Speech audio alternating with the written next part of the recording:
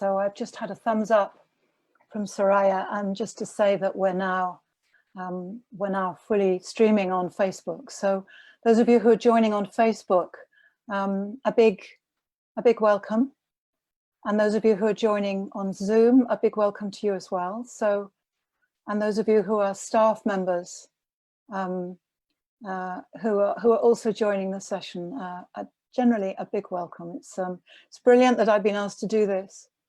I hope that you'll enjoy it. I hope you'll find it useful. But most of all, I hope you'll enjoy it. And I really want to thank Target Ovarian Cancer very much for asking me to do this. So let's see how we go. And I think people are still going to be joining as we talk and as I talk. So let me just give you a few housekeeping tips. I think that might be helpful to start off with. And I'm sure that some of you are very familiar with all of this. So just see how you go. If you're watching, I've got a script in front of me, so I'm going to read from it. Yeah. So if you're watching on Facebook, you've got a couple of viewing options. So you can either click on the video, which will mean it will take up more of the screen, and you can then see the comments when they arrive on the right-hand side. But if, on the other hand, you find the comments distracting, you can swap to full screen, and you just click on the two small arrows in the bottom hand corner of the video. And for those of you on Zoom, I know I can see a few of you on Zoom.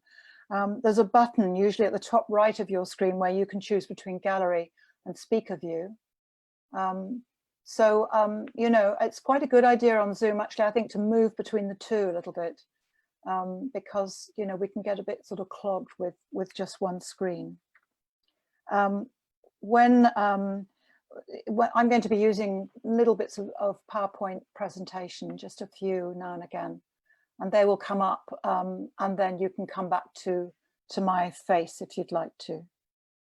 So just to be aware, even though we can't see everybody, we can't see those people on Facebook, just to be aware that everybody who's in this group either works for people with cancer, particularly ovarian cancer, or in fact is somebody who's had some diagnosis of ovarian cancer, or perhaps is looking after or is a family member of somebody who's had ovarian cancer. So it's quite nice, I think, for us just to get that sense that actually we're kind of all in this together to a greater or to a lesser extent, and we'll build on that as we go through the hour. There are some staff members, but we're hoping very much that this will be a kind of safe and supportive environment for you. We're recording the session, so hopefully, you know, if you want to catch up on it or you want to see it again, then you can you'll be told how to do that, and it'll also go up on my website. Just some reminders, really, that just for me to acknowledge that everybody will be at a different stage in their, I hate the word journey, but it's one that we often use, isn't it, in relation to cancer. So people will be at different stages. Some of you, I'm sure, will be having treatment. Some of you will be post-treatment. Some of you will be waiting for results. There may be all sorts of ways in which issues around cancer are impacting on you, either in an immediate sense or in a kind of background context. So if you're going to make any comments, particularly on, well, it'll only be possible on Facebook, please bear that in mind. And also bear in mind something that I will emphasize, that actually whatever I suggest you might experiment with, or you might have a go at, if you don't like it and you don't like the sound of it, don't do it. That's really important. So just really engaging and picking up on whatever sounds interesting or useful, or kind of, you know, draws you in and you think, that sounds like it might be useful, I'll have a go at that. And alongside that, which is a funny thing to say alongside it, you know, only do what you want to do, but equally keep an open mind, because often what happens is we hear something and we actually instinctively, we kind of almost immediately in a kind of automatic way think yes or oh no. You know, colors, people's faces, things that are said, you know, almost anything we have an immediate reaction to. So at the same time as choosing what's best for you, also keep an open mind as to what might be helpful. Have a go is a really good way of trying things out, really.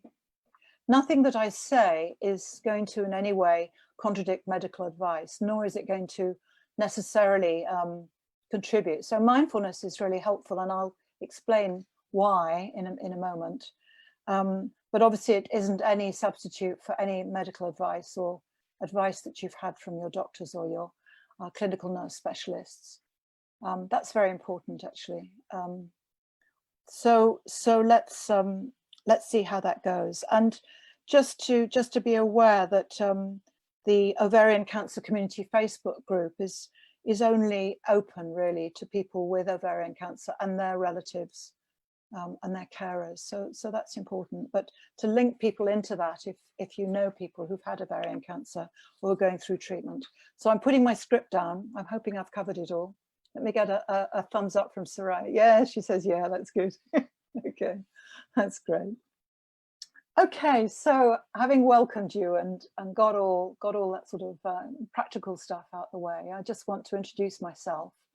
You might have seen the kind of trailer that I did or whatever, but I'm somebody who's also had cancer. I've not had ovarian cancer. I've had 2 lots of breast cancer. So I've been through the mill myself. So I know the score, if you like. I mean, obviously not from the point of view of your particular disease, but I do know the score in terms of treatment and diagnosis and waiting for results and all the anxiety post-treatment, all the decisions to be made and so on. So I come at it from that perspective, but I'm also somebody who's been involved in teaching mindfulness to people with cancer since 2001, which is a long time. So I taught for quite a long time in the corridor of an oncology department, in the seminar room where most of the multidisciplinary meetings took place and the decisions took place about treatment. Obviously, I wasn't involved in that, but that's where I taught, actually, in the hospital. I don't teach there anymore, partly because I've moved, partly because they've changed the format, and also because we actually decided it would be nice to take these clinical mindfulness courses out into the community. So up until recently, I've been teaching in a sports centre, which is actually a great place to teach because it's really accessible. And there's no kind of stigma involved. You know, we could be any kind of group. So I've been teaching mindfulness to people with cancer for a very long time. I've taught hundreds and hundreds of people. And I've also been lucky, really, to be involved from the early days in mindfulness in the UK. And so I was involved with some of the kind of founders of mindfulness, particularly mindfulness-based cognitive therapy. It doesn't matter what the different mindfulness-based courses are. But I was involved with some of the founders of them, and they really opened the doors for me in terms of getting going with mindfulness and cancer. So I've written a couple of books about mindfulness and cancer, and I've adapted the program specifically for people with cancer. And I'll tell you a bit about that right at the end, so that you can see the book that would be most relevant to you, you know, if you fancied that. I'm also now training teachers, and that's really exciting. Last December, a colleague and I were in Hong Kong, just at the right time, actually, when there was no bother there at all.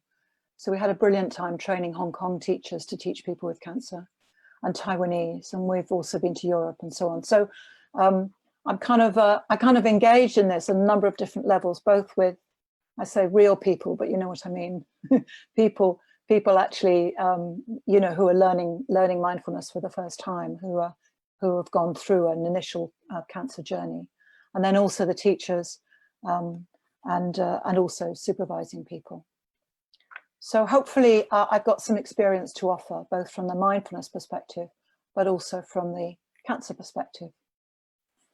So let's just start perhaps with a bit of an overview. So I'm just going to bring up some slides, and this is the first slide. So just to emphasize that, oh, I haven't shared my screen. Hang about. Let's come back to this. So let's just give you a chance to see that. Okay. So hope you'll be able to, can you give me another thumbs up, Saraya? That's working good. So just to say, unfortunately, ovarian target cancer is just being You may find for those of you on Zoom, it's just removed on the side there. But just to say that this is a taster session. That's really important. Mindfulness tends to be brought into everything these days.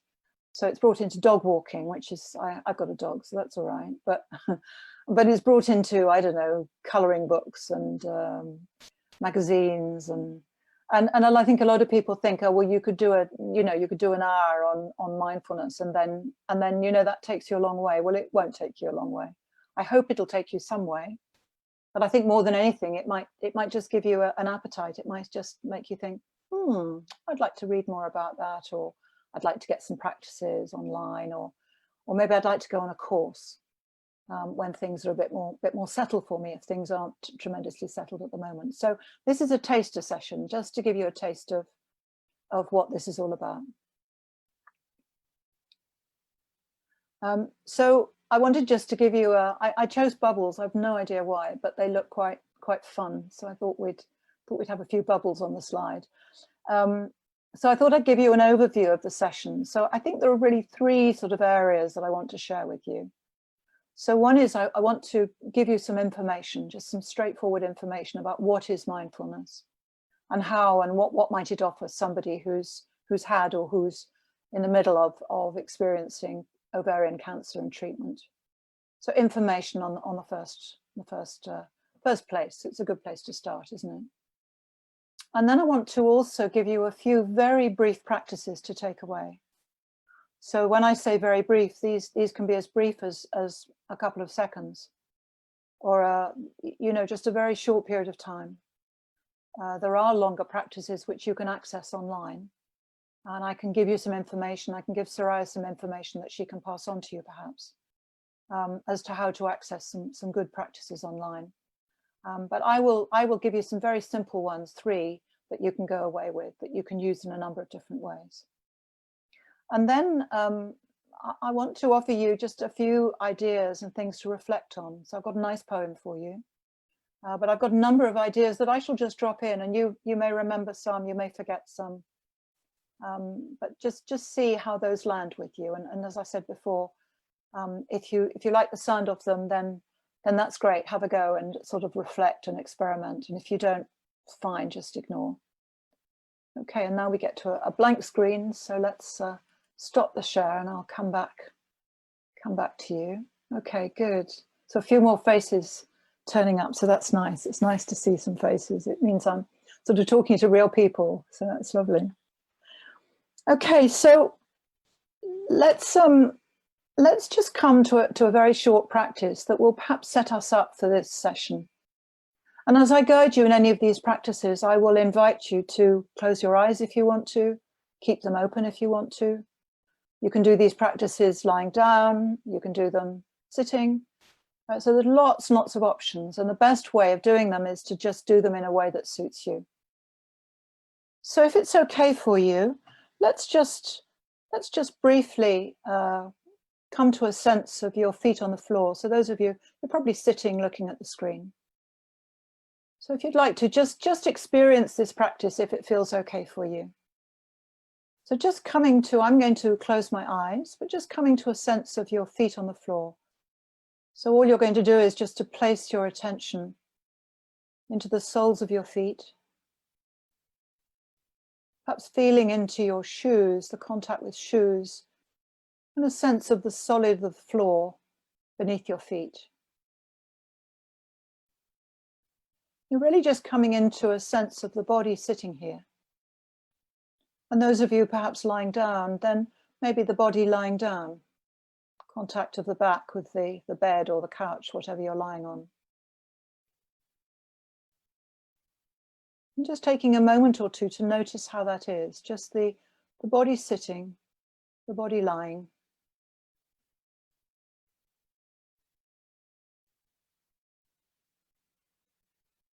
And now if you'd like to, I'd like to invite you to reflect now on your intention for coming onto this session, for connecting with this session, your intention, whether you're watching it live or whether you're watching it a bit later when on a recorded viewing of it. So just connecting perhaps with some thoughts about, well, why did I decide I wanted to come and watch this session, be part of this session? What was I hoping for? What was my goal, if you like? And there may be something specific that comes up for you, or it may be that you're just, you just thought you'd have a go. You enjoyed the last few or whatever, and you just thought, well, I'll have a go at that one. It sounds quite interesting. So now I'd like to invite you to, going to do a little kind of guided imagery exercise, which again, you can follow if you'd like to, but you don't need to if it doesn't sound something you'd like to do. But as you sit here, perhaps imagining that you're sitting beside a lake or beside a river, perhaps, but beside a body of water. You're sitting quite safely on the bank. You've got one of those nice camping chairs, perhaps, or you're sitting on a nice firm rock or stone or something that just keeps you quite safe. But in front of you, you can see the water, and the water's very clear. You can see all the way down to the bottom of the river or the stream, or perhaps all the way down to the bottom of the lake. And then what I'd like you to do is to imagine, if you'd like to, that you could pick up a little pebble that's just beside your seat, and you could just gently toss it into the water. And I want you to imagine that this little pebble is going to travel down through the water incredibly slowly, much more slowly than it actually would. It's almost like weightless. And you can watch it as it goes all the way down. So as you watch your little pebble moving down gently through this clear water, just inviting you to ask yourself a question that you could almost drop into yourself, almost drop into the insides of you. What is my intention for this session? And just watching that little pebble go down as you let the question just drop into you. What is my intention for this session?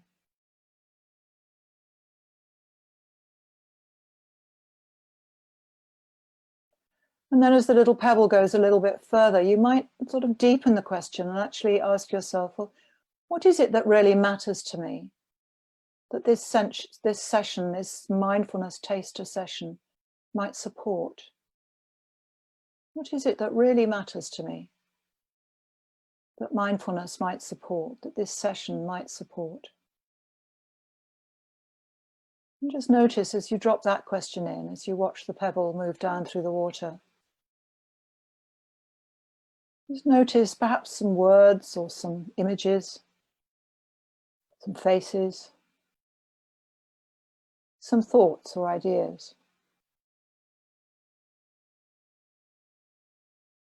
And perhaps just breathing with them, not worrying too much if you've got an answer or if lots of words come or if no words come at all. I often find that the deepest intentions are often not particularly full of words. They're almost like a feeling in the body, a felt sense. Sort of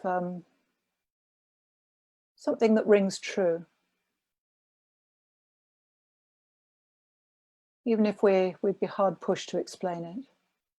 And now as the pebble moves down through the water, where it's coming towards the bottom of the lake or the bottom of the river, coming to rest, perhaps on a sandy area or perhaps to join some other stones down at the bottom.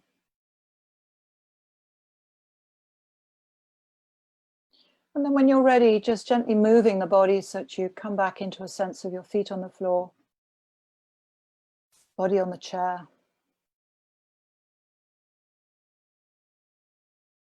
And when you're ready, opening your eyes. Okay. And just inviting you to just reflect a little bit on that intention. Just to notice what that experience was like for you. If we were in the same room together or even on a Zoom screen, all of us together, we could just have a little conversation about what you got in touch with, certainly I do that practice quite often. I find it very helpful, actually. I've had my granddaughter staying with me overnight, which is a great pleasure.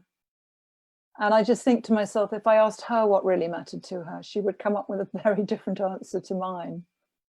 You know, if I asked myself that question in my 20s or 30s, it would be very different to the answers or the connections that I would make now.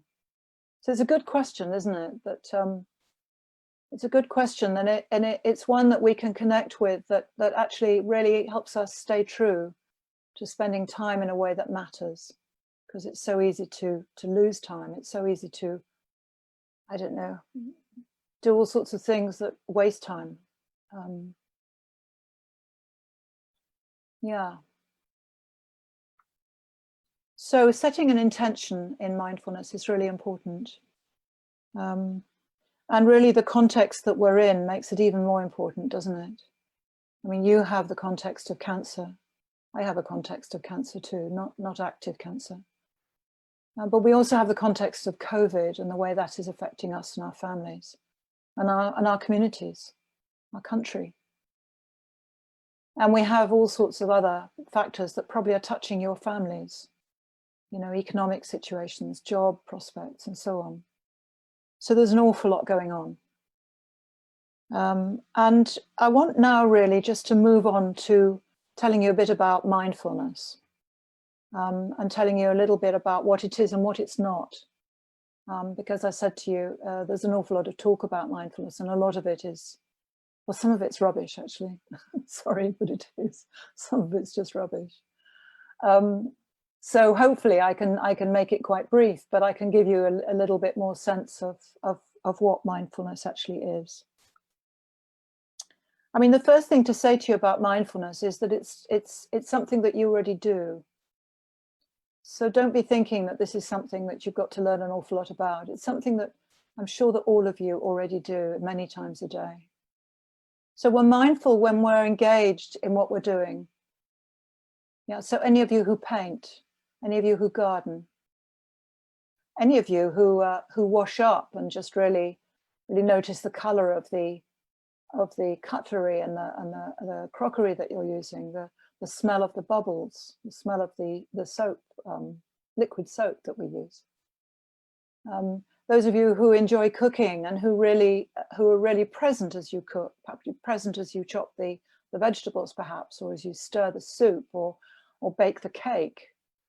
I mean, I think that the arts is a particularly strong association with mindfulness, because I remember a friend of mine was on an art course, and she was painting a picture of the local castle. I used to live in North Wales, and she described to me, and when she came back, she was staying with me that evening, she described to me how she really got completely absorbed in the colors of the grey stone of the castle, and the kind of you know, the way it was made, and the construction and the shape of it. And it was clear that she said she'd had such a wonderful day. She felt really calm and settled because she'd been so absorbed in her painting of this castle, which actually is quite a dull grey castle. But she was so engaged with it that she was really mindful. And what's interesting is that when we're really mindful, we're very settled, actually. I don't know if any of you can think back to the last time that you were really absorbed in something like gardening. I mean, we can garden with our minds thinking about something else. That's not particularly mindful. But if we garden really being aware of the colors and the soil and the feel of it and the smell of it and you know, all of that, and be really absorbed in what we're doing, then we're mindful. And the mind then doesn't have the chance to wander off.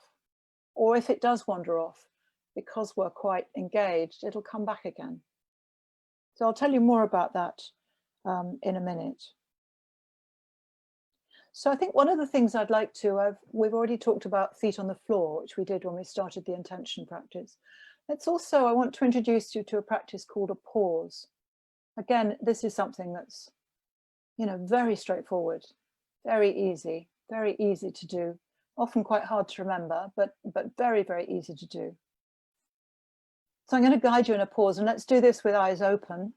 So we don't always, when we're doing a practice, have to close the eyes and sort of go inside.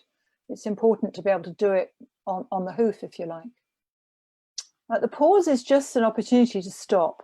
So whatever you're doing now, just even if it's thinking, or just stopping, pausing, and asking yourself the question of what's going on for me right now. So what's going on for me right now? What's going on for you right now? So let me give you some things that you might be aware of. So you might be aware of sensations in the body. You might be aware of the contact of your seat, of your body with the seat. You might be aware of the touch of your hands, perhaps touching perhaps a desk in front of you or on your lap. What else? You might be aware of the touch of your clothing. So it might be a physical thing that you're aware of. So you might pause and just notice something physical. You might be aware of some pain or some discomfort. Or you might be aware of some thoughts. So you might be aware of thinking, this is better than I thought, or no, she talks too much, or whatever. You know, and inevitably I'm going to talk a lot, because otherwise, you know, that's the point really, isn't it? You know, so you might have a thought that very often our thoughts are sort of commentaries. They're sort of not exactly judgments, but they're often thoughts about, I like this, or I don't like that, or I wish this was more or less, or, yeah. So often our thoughts sort of pull us towards what we want or what we don't want. But they might be sort of shopping list type thoughts. Oh, I must remember to get some milk tonight before tea. Yeah. And then the other thing that you might also check in on, and I'll make this also quite brief so that it's not too complicated, just check in on mood. So if you were to just pause and ask yourself, what's going on for me right now? What would be your mood? Is it flat or is it engaged? Is it bright? Is it sleepy? Is it sluggish? You know, no judgment needed, just noticing mood. So this pause, we've taken a few minutes over it, but this pause can be incredibly brief. So it's just a chance to stop, notice, ask yourself the question, what's going on for me right now? And then just check into the body and thoughts and mood or feelings, emotions. Just be noticing what's going on right now. And I'll talk to you a bit later about why that might be useful. So that's a pause for you. So I want now to share the screen again. And I think it's already there behind. So this could be, I'm hoping this might be quite, yeah, that's good. So let's go to the next slide. So this is a definition for you so that you've really got a sense of what mindfulness is. If you find, those of you on Zoom, that the little thumbnails are in the way of what you're wanting to see, you can actually move them up to the top of the screen if you like. So all you do is just put your mouse on one of the black bits and just hold it down and then just move it up so that you can see what it says if you want to do that. But I'm also going to read this out. So mindfulness is the awareness. So mindfulness and awareness, or mindfulness and some senses of attention, are very kind of words that go together. Mindfulness is the awareness that arises from paying attention on purpose, in the present moment, and non-judgmentally. And I'm hoping that these slides will be available on the website. They'll be available on my website. Soraya, could you give me a thumbs up? Well, yes, they will be available. So I know some of you are taking notes. So just to be aware that you can come back to these slides. And when they go up, we'll get rid of the blank slides in between. So mindfulness is the awareness that arises. So, you know, when you were feeling your feet on the floor, if you were really there, you were paying attention to a particular focus, your feet on the floor. You can do that now, actually. You can pay attention to your feet on the floor, just the sense of contact between the soles of your feet and the contact that whatever they're touching, the shoes and the floor itself, on purpose. So that's intention. You're intentionally paying attention. It's not just happening because there's a strong smell somewhere or somebody's knocked on the door, but it's actually deliberate. You're paying attention on purpose because you meant to. Yeah. In the present moment, well, it's very hard to pay attention if it's not in the present moment. You know, we can't really pay attention to the sneeze that we had yesterday. or the thought that we're going to have tomorrow. But in the present moment has a sort of immediacy to it. So that's quite useful, really. And non-judgmentally, which is almost impossible, actually. You know, you look at that blue and you might think, oh, I like that blue. You look at the pink of target ovarian cancer, or the sort of, I don't know what color it would be, the sort of purpley pink color. You might think, oh, it's a bit bright, or oh, I really like that color. I'd like a blouse in that color, or scarf in that color. So non-judgmentally, you know, we're often judgmental. So that's quite difficult to get away from, really. So that's a definition. Let me just see if I can come back. I'm just going to move you down. So I'm going to stop the share. So that's a definition of mindfulness, which I hope might be helpful to you. It's interesting, mindfulness, because on the one hand, I can share it with you over an hour, and you can probably seem to get some sense of it. But there are plenty of people who practice being mindful, and they've been practicing for years and years, and there's still they get more to learn. So it's one of those really interesting approaches, really capacities, I think is a better word, that we've all got within us, that has a lot to it. So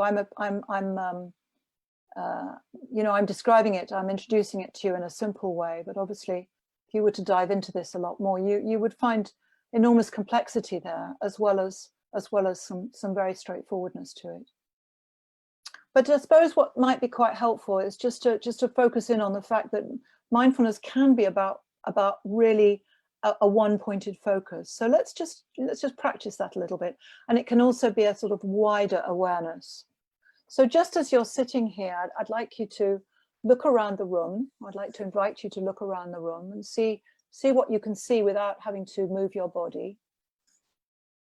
And then choose something that you can see in front of you that you kind of like the look of. Maybe it's a picture, maybe it's a view out the window, or maybe it's an ornament, but something that gives you pleasure when you look at it. So really looking at it in some detail. So perhaps noticing aspects of what you're seeing.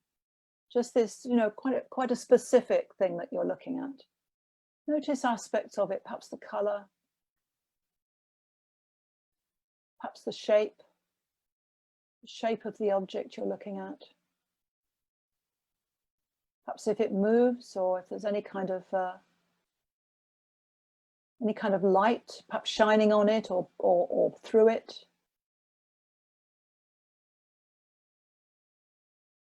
And just as best you can, really looking at the detail of this object, whatever you're looking at. And just noticing what it's like, that there's a lot of detail to see, even if it's a very small object. Probably detail you may have never noticed before. Okay, so now widening your kind of frame of seeing, if you like, and just with the object that you were looking at, just take in the context around the object. So you perhaps move your eyes so that you can see what's to the left of it and what's above it, what's to the right of it, and what's beneath it. So we're just going wider, a wider awareness, and you can go even wider if you want to your almost the periphery of your vision. So even if you let your gaze just soften, you'll see that you can, even without moving your eyes, you can see quite a long way to the left. And just play with this, and you can see almost up to your eyebrows. Perhaps the ceiling of the room, depends on the tilt of your head. And if you go right, or if you keep your head straight, but if you go to the periphery of your right vision, you can probably see shapes. And then also to the bottom periphery. So you can get an idea of a sort of wider awareness of all that you can see, even with your head still. And then letting go of that. Just letting go of that and coming back to your feet on the floor, if that's okay for you. Just coming back to a sense of contact between your feet and the floor. So letting go of what you were looking at and what you were seeing, and just connecting back into just your feet. Just the weight of your body going down, feet, perhaps in the shoes, perhaps in some socks. And then a sense of the solid, perhaps of the floor beneath your feet or beneath the shoes. Okay, and then letting that go. And thank you for those of you who wanted to follow that. I hope that was interesting. So normally if we were on Zoom or if we were in a room together, I would be loving to hear from you what that was like. But that's not going to be possible because we're recording this, and the recording will only have my face on it for confidentiality. So we're not going to do that. But I'm going to tell you about what my experience of that little practice was like, and that might give you some in perhaps to your own. So I was looking at a favorite picture of mine, which is a picture of a blue heron that a friend sent me. And I was noticing some feathering, some detail of kind of feathers I've never noticed before, actually. Just on the painting, it's a sort of Chinesey type painting. It's very lovely, actually. I also noticed that I don't think I'd seen so clearly before, but the heron's feet and bottom legs were in the kind of grayish bit, a sort of creamy grey bit, as if it was standing in water. And I also noticed that there's a little signature up in the top corner that I hadn't noticed before. So even though that picture is very familiar to me, very, very familiar, I often look at it. It sort of holds memories and pleasure and friendship there. I actually noticed things in that picture that I'd never seen before. So that was really lovely, actually. I really enjoyed that. And then I widened into the context. And I was surprised how far my peripheral vision went. So I could see a little way into the window to the side here. And I could see quite a long way around, and really just looking at the context, I noticed how wide my awareness can go, actually, if I concentrate, if I pay attention on purpose in the present moment, without judgment, in an open way. So that's a seeing practice for you. And if you were on an 8-week course, a kind of a classical, we'd call this a classical way of learning mindfulness, which is through an 8-week course, once a week for 8 weeks, maybe a couple of hours. You probably have courses nearby you. We'll talk about that a bit later. Then you'd probably have this, you'd be introduced to mindfulness through a raisin exercise, which is a traditional way of doing it, which is a bit weird, but it's also quite good fun. So if you want to do that at home, you just get hold of one raisin and you have a good look at it, you have a smell of it, and you touch it, and you have a taste of it, and you take a long time over all the detail of that. And you probably notice that there's all sorts in the raisin that you'd never noticed before. It's a great one to do with grandchildren or young children, because they're much more immediate than we are. And they just love it, except they want to eat it straight away, you know. But so do we. Yeah. So the point of all that really is how much we miss. You know, how much we miss, because our minds are often spinning out. Our minds are often just engaged in a kind of stream of consciousness that doesn't have a lot of meaning. It doesn't have a lot of purpose or intention. It's called automatic pilot. I'm looking at the time, so I'll get onto some more slides in a second, but we drive often on automatic pilot. We cook, we do an awful lot of things on automatic pilot when we're not really aware, we're not really mindful. So in the context of cancer, I mean, all of this is relevant to everybody, but in the context of cancer, let's just look at why is mindfulness so helpful with cancer. There's quite some good research evidence that's actually proven that mindfulness is really quite a helpful thing to bring to an experience of cancer and treatment, and post-treatment as well. And post-treatment is the best time to learn to go on a course. It's not a good idea to go on a course whilst you're having radical treatment. There's just too much going on. But after you've finished treatment, in remission, or when hopefully you're not going to need any further treatment, it's a great time to do mindfulness, great time to do a course, because that's often a time when things can be quite tough. Probably some of you have been through that. But often when you finish treatment, it's then psychologically quite tough. Everybody thinks you're through it all. But actually, very often, the beginning of the impact psychologically is just hitting. So I could say a lot more about that, but let's just leave it there. That you know, don't take on a big length 8-week course whilst you're having treatment. Perhaps if it's low-level treatment, it's okay, but not the sort of radical treatment. So I want to tell you about 3 ways in which I think mindfulness is really helpful to when you're experiencing something like you're experiencing, something like I've experienced. And one of the key ways really is how we can manage difficulty differently. Okay, so let's say that again. So clearly, getting cancer, having treatment, the impact on our families, on ourselves, on our, you know, in many different ways is a huge difficulty. It's a very significant difficulty. So mindfulness isn't going to take that away. It's not going to change. It's not going to change your prognosis. There is actually some background research that's suggesting that mindfulness may well have some positive impact on the immune system, but that's very early days of research.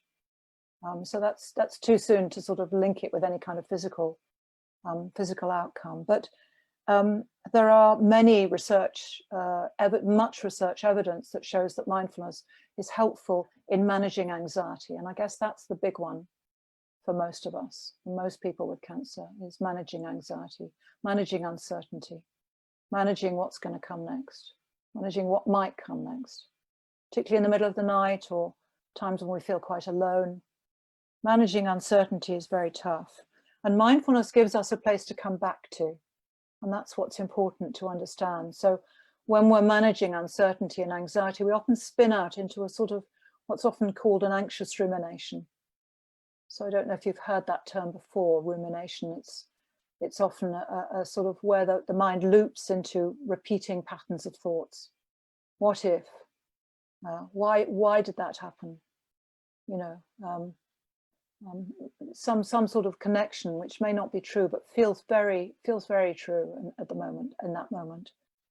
And what mindfulness offers us is a place to come back to, coming back to feet on the floor, coming back to looking quite carefully at something, coming back to the breath, which I'll teach you in a moment. And it offers us an opportunity for actually holding some of those thoughts that can be quite catastrophic, perhaps for some of you or some of us. So it's a way of managing difficulty differently. We kind of hold the difficulty in the breath or in the anchor of the feet. And the difficult thought might come up again. We notice it as best we can. Okay, so there you are again. I'm just going to come back for now. I'm just coming back to my feet on the floor, or I'm going to take myself for a walk. So what mindfulness does is it offers us a little gap, if you like, a little gap between the difficult thought or the overwhelm, or sometimes on a good day, you know. But just creating a little gap there that actually, what could I do now that could be really helpful? I'm having a tough day today. You know, I'm having a tough day. What could I do that would be helpful? Yeah. And that's where the pause comes in. We might just ask ourselves that question. What's going on for me right now? Actually, this is quite tough. This is quite tough. It's feeling really uncomfortable. Now, what can I do that would help? Shall I go and do some gardening? Shall I go and turn on a television program I really enjoy and just zog out to that? That could be great. Shall I go and listen to that practice I heard on YouTube or something, and just try that? Just see if I can just steady myself a little bit. Because the great thing is that all of these things change all the time. So even a catastrophic thought, it doesn't stay with us for long. It comes, it impacts, and then it often goes away again. Okay, so managing things differently and having an anchor to come back to help us stabilize. Because the mind spins out, goes into the future, goes back into the past, regretting, spins out, very often isn't in the present. In the present, we can manage things reasonably well. So I've shared with you feet on the floor, which to me is like a first aid practice. First, feet on the floor is the first practice that I always do with anybody that I'm working with, whether it's a teacher, whether it's somebody in training, whether it's somebody with cancer, whether it's somebody who's contacted me via email, whether it's somebody who I'm working with who's actually moving towards the end of their life. Feet on the floor is an absolutely first aid practice. I highly recommend it to you. So you can do it sitting, as we have been. You can do feet on the floor standing.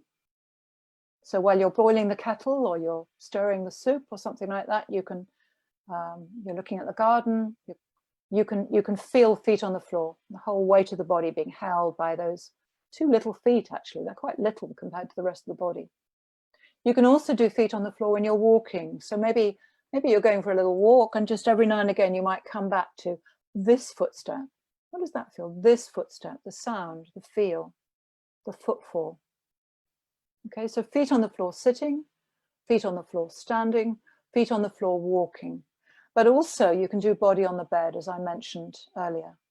So if you're waking in the middle of the night, you can just come back to a sense of your body lying on the bed with different points of contact that you can feel. Okay, so that's managing difficulty differently, making a little pause, coming back to an anchor. I think I'm going to go through, I'm just looking at the time, I think I'm going to go through and then I'll come back to the breath. I'll do the breath at the end with you. So the other thing that's, I think, tremendously important, and I'm so happy to see that a lot of my colleagues in mindfulness are giving this more attention than that used to be the case. But mindfulness is also brilliant for helping us enjoy life more. That's really important. So particularly nature, which is something that's come through a lot, isn't it, during this period of the pandemic and the lockdown, that actually we've noticed nature much more than we did before. Nature is a great source of enjoyment. We've got autumn coming, all the colours of autumn, the leaves turning, the berries coming out. I don't know where you guys live, but I'm amazed. I've moved from North Wales, which doesn't have many hedgerows really, all the way down to Oxfordshire, where the hedgerows, you know, we've got little hips and haws and sloes and little orange ones and red ones. I mean, it's so intriguing to see all the different colours in the hedgerows. So poetry is another really, really lovely, lovely way of enjoying things. I don't know whether some of you have got some favourite poems, whether any of you got any poetry books. You'll find if you go online that there's loads of poetry online, which I really recommend to you. Somebody called Mary Oliver, who's an American poet.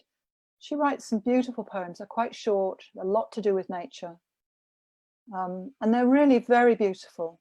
So if you were just to Google Mary Oliver, I think you'd get some poems that some of you might really enjoy. I think finding things that we can enjoy, finding things we can connect with, it might be a face, it might be seeking people out to really lift our spirits. You know, we probably do that naturally, but it's quite useful to just have a gap and think, I'm having a tough day, I've had a tough week. Who can I see that will really lift my spirits? Not necessarily to go through all the story of what's been going on, because often that can pull us down again, can't it? But just to I don't know, go for a walk together, if that's possible, even if it's online, even if it's on Zoom.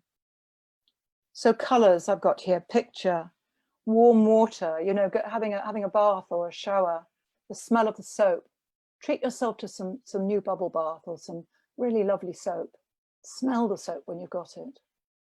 And really bring in the body. I think that's something that I perhaps haven't emphasized enough, but in all that we do in mindfulness, we involve the body.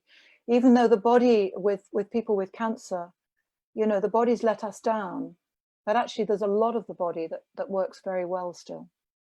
Even you know, even in the middle of treatment, there's still a lot that's the smell and there's looking and the tasting and so on. Tasting maybe not so much, but sometimes. But you know, bring in the body, because the body, we can only experience the body in the present moment. Thoughts and feelings can take us all over the place, but it's only the body that's actually in this present moment. So those are the two things that I think that mindfulness really helps a lot with, actually. So managing difficulty differently, managing it more kindly, with more awareness, with more choice as to how to actually hold things. And also learning to remember to enjoy things and really connecting with what we enjoy, with what brings us pleasure. Because we miss so much, don't we? You know, we might miss a whole life cycle of a rose. I've got a beautiful rose in the garden at the moment. When it first comes out, it's quite yellowish in the middle, like the little pinky bits. And then as it comes out more, it fades, but the sort of pink edges to the petals. It's ever so easy for me just to notice the beginning of it and then to notice it's died. And that means I've probably missed 2 or 3 days in between where the rose is changing and you know, the smell is coming out and the softness of the petals and so on. Because there's so much for us to enjoy, so much for us to notice that we miss. Yeah.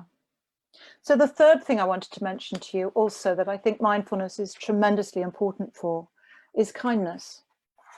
You know, so mindfulness has a lot of qualities. When we're mindful, we're open, we're aware, as we've been talking about with the different definitions of mindfulness. But we're also, with mindfulness, we learn to be kind. We can't really be mindful without having a sort of a softening, a sort of an okayness to things. To be mindful and judgmental together is almost contradictory. And that doesn't mean that everything's wonderful, because everything isn't wonderful at all. But I think we can cultivate this, a bit like saying to you that mindfulness is a pre-existing capacity that you've already got. We've all got this absolutely innate capacity to be mindful. We don't have to go on courses. We've already got it. We can already cultivate it for ourselves. But going on a course is a great way to really up this, to really turn up the volume of mindfulness in your life. But we've also got kindness. You know, we've also intuitively got this capacity for kindness, which again we can cultivate. And in our society, in a sort of Western society, we're not great at kindness. We're ever so good at blame and judgment. You know, we're ever so good at splitting off and making it somebody else's fault. But those people, those friends of ours who we know who are really kind, they're very, very precious, I think. So having that sense that really whatever you're going through just right now, whatever I'm going through right now, is individual to me, but it's also shared with all of humanity in some ways. This pandemic has been shared across the globe, you know, and that's quite a thought, isn't it? And offering some kindness to perhaps others who have a cancer similar to yours, a stage similar to yours, a stage of treatment similar to yours. That if you want to, you know, perhaps just with your feet on the floor and taking a breath, just wishing them well and hoping that they're wishing you well, just as we are on this screen with everybody involved. So let's do that a little bit. There's some slides I haven't shown you. Maybe I'll just sort of go back into the slides before we do that last practice, just so that I can show you those slides. So let's let's do it that way. I don't know. I won't do that one. I'll show you that one another time. So I wanted to read you this poem. So this is one of the poems I think is very beautiful, and it's called The Peace of Wild Things. So it very much speaks to that connecting with things that are beautiful. So one way of listening to a poem was with your eyes closed and just letting my words, I'm going to read it to you and letting my words just come in if you'd like to, or reading it with me. The Peace of Wild Things. When despair for the world grows in me, and I wake in the night at the least sound, in fear of what my life and my children's lives may be, I go and lie down where the wood drake rests in his beauty on the water, and the great heron feeds. I come into the peace of wild things, who do not tax their lives with forethought of grief. I come into the presence of still water, and I feel above me the day-blind stars waiting with their light. For a time, I rest in the grace of the world, and am free. It's a beautiful poem. And I think, again, you know, you'll get the slides, but if you want to just Google The Peace of Wild Things, then this poem will come up. The Peace of Wild Things. And it's so true, isn't it? I come into the peace of wild things who do not tax their lives with forethought of grief. I think it's something that we do a lot of. think it's something that all people do, but I think people with cancer inevitably do. Forethought of grief. And at the end, but I come into the presence of still water. That's beautiful, isn't it? And I rest in the grace of the world, and I'm free. Yeah.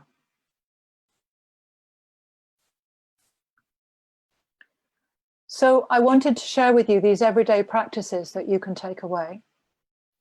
So the pause we've done, this pause of just like, what's going on for me right now? Just checking into the body and the mind. How am I? Just asking yourself a question. How am I right now?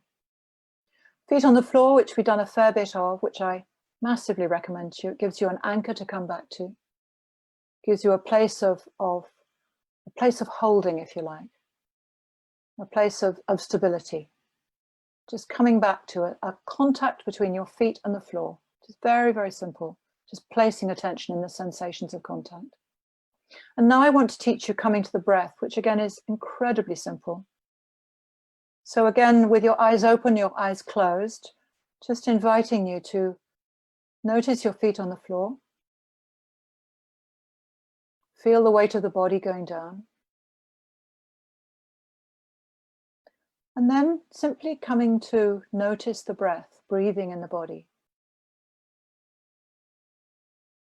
So you might just be noticing the rise of the breath as it comes in, and the fall of the breath as it goes out.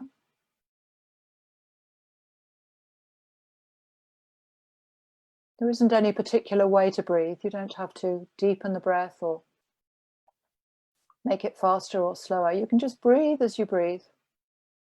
All you need to do is just almost like place your attention into the sensations of the breath breathing.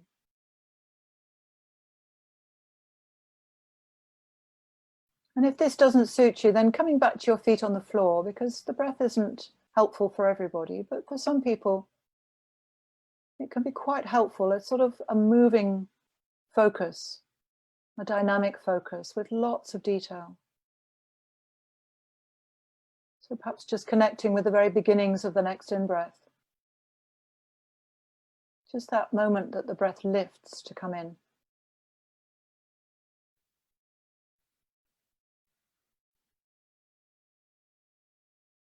Noticing how it turns around and then goes out. And then I'm going to include the last practice, just to add it on to what we're already doing. So coming to the breath with kindness. So it's almost as if, as you breathe in, kindness comes in on the breath. Just this possibility of a kind of well-wishing to ourselves. Perhaps a slight softening. Just a kind of possibility of good wishes almost flowing in on the breath. Like a kind intention for ourselves, for the body, perhaps moving to some part of the body that could use a little bit of kindness. And perhaps into the mind, into some mood that's been lingering for a bit. A little bit of kindness, just moving in there, just good wishes.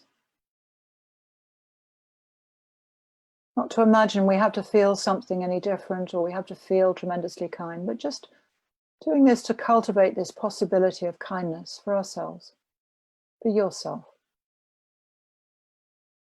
as you breathe, as your feet are on the floor.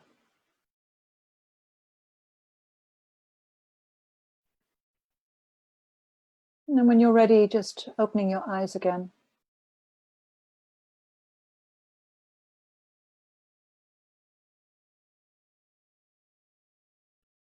And just to say to you that you can actually put some of these practices together to make a slightly longer practice if you'd like to. So you can start with a pause, what's going on for me right now? And you can include the feet on the floor, which I've been massively recommending. Then you can just come to a breath or two. Doesn't need to take long. So I'm just going to finish. My slides aren't being kind. Come on, let's. Okay, now one more. That's it. So these ideas that when you're walking or you're perhaps breathing, you might just wish yourself You might just say to yourself, I'm wishing myself safety. Wish for myself to be safe.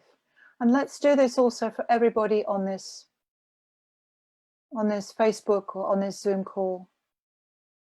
We're wishing you all safety. So we're wishing us all well-being. Wishing us all contentment as much as possible. Wishing us all some sense of calm and steadiness. And perhaps adding whatever you'd like to add. So finally, and I've gone over a little bit, so I apologize for that. I just wanted to show you one of the resources that might be helpful if you'd like, and that's this book that I've written particularly for people with cancer. So I've written 2 books, one for teachers, but this one is for people with cancer themselves, and it's based around some of the approaches that I've been sharing with you. And on the website, you can actually get some practices with this book. So you can look up on the website and get the practices on your phone if you'd like to. So it's called Mindfulness, a Kindly Approach to Being with Cancer. And it's been, people tell me it's been quite helpful. So I hope if you're interested in that, you can look at that. And hopefully you could get it out of your library. That would be fantastic if you could. So it's time to finish, and you know, I hope very much that this session has been helpful and that you've got some ideas as to how to just interrupt the sort of spinning of the mind, which my mind does. I'm sure your mind does. I think most minds do. And this where sort of we've been sitting on cushions in a monastery or a convent or something for years and years, but that's not how we want to live, you know. Just interrupting and coming back is the clue to this. So I wish you well. I really do wish you well. And it's been great that you've joined. I'm so glad. I hope it's been helpful.